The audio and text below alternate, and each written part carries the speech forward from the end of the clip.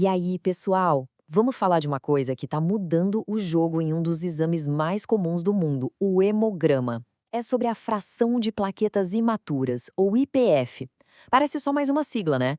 Mas ela tem um poder incrível de contar o que está acontecendo de verdade lá dentro do nosso corpo. Vamos mergulhar nesse assunto. Para a gente começar, vamos imaginar uma situação super comum em qualquer hospital. Chega um paciente com trombocitopenia, ou seja, plaquetas baixas. A contagem total de plaquetas nos dá a foto do momento.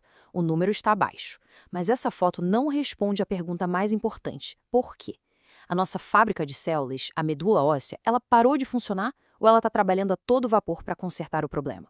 E é exatamente para responder a essa pergunta que entra o nosso personagem principal de hoje, a fração de plaquetas imaturas, que a gente vai chamar de IPF.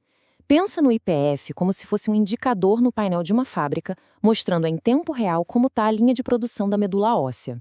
Mas antes de mais nada, o que é uma plaqueta imatura?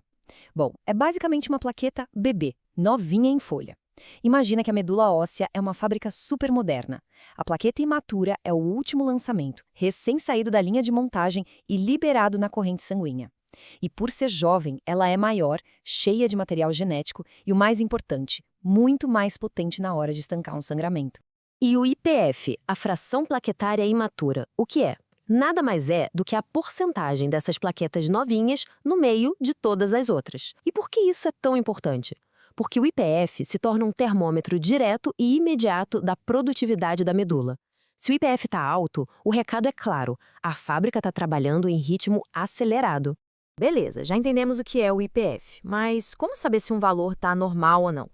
Para qualquer parâmetro, a gente precisa de uma referência, né? Uma linha de base. E para isso, vamos nos basear em um estudo bem grande que ajudou a estabelecer esses números.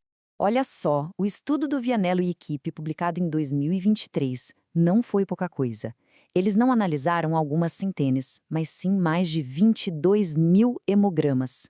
Esse volume de dados é gigantesco, e isso dá uma confiança enorme nos valores de referência que eles encontraram. E o que esse gráfico aqui conta pra gente? Se a gente olhar com calma, ele revela uma história bem interessante.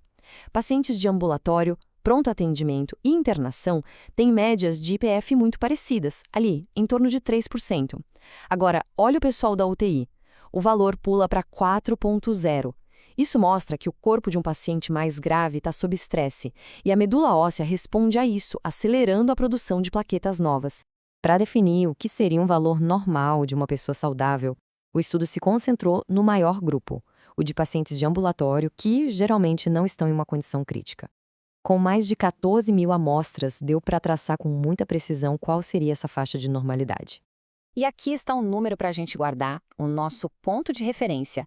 A faixa de normalidade do IPF fica entre 0,9% e 6,8%.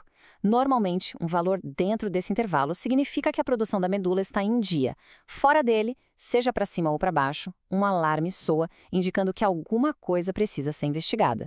Ok, então já temos a teoria e a faixa de normalidade, agora vamos para o campo de batalha, ver o IPF em ação como uma ferramenta de prognóstico super poderosa numa doença que a gente conhece bem por aqui, a dengue. Na dengue, a queda de plaquetas é o que mais preocupa todo mundo.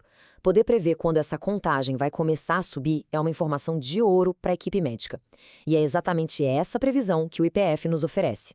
Vamos ver como 2 estudos importantes mostraram isso na prática. O primeiro estudo que a gente vai ver vem lá do Sri Lanka. Em 2022, os pesquisadores acompanharam 240 pacientes com dengue, medindo o IPF deles dia após dia para ver o que acontecia. E eles descobriram um número mágico, um ponto de virada. Um IPF que ultrapassava 7,25% lá pelo 3º dia de doença se mostrou um sinal extremamente promissor. E esse slide mostra o poder desse número. Um IPF acima de 7,25% conseguiu prever a recuperação das plaquetas com uma sensibilidade de quase 89%. Imagina o que isso significa na prática. Para o médico, ao lado do leito, ver esse número é como receber um aviso de que o pior já passou e a melhora está a caminho. Para dar ainda mais força para essa descoberta, um segundo estudo, maior ainda, foi feito nas Filipinas com mais de 600 pacientes. E o que eles encontraram? Praticamente a mesma coisa, o que reforça muito essa ideia. Essa citação do estudo resume tudo perfeitamente.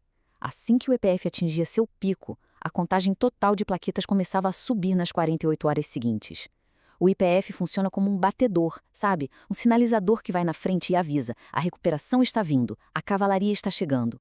Então vamos amarrar todas essas pontas.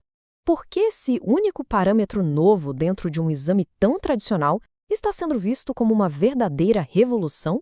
Porque o IPF nos dá algo que nunca tivemos de forma tão simples, uma visão instantânea da produção da medula. Ele transforma a contagem de plaquetas de uma foto estática para um filme dinâmico. A gente viu o poder dele de prever a recuperação na dengue, o que leva a decisões clínicas mais rápidas e seguras e pode até mesmo evitar intervenções desnecessárias como transfusões de plaquetas. Isso tudo nos deixa com uma reflexão. Vimos o impacto do IPDF na trombocitopenia e em doenças infecciosas. A pergunta que fica no ar é: qual será a próxima fronteira? Em que outra área essa simples medida da vitalidade da medula óssea fará toda a diferença? É algo para a gente ficar de olho. Obrigado por acompanharem esta análise.